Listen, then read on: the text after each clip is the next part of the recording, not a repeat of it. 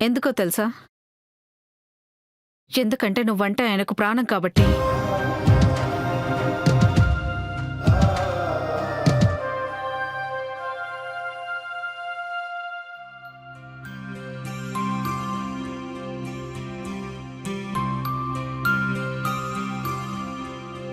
ఊరుకోమ్మా, అబద్ధం చెప్పి అన్నం పెట్టాలని చూడుకో. అవునరా, అబద్ధమే.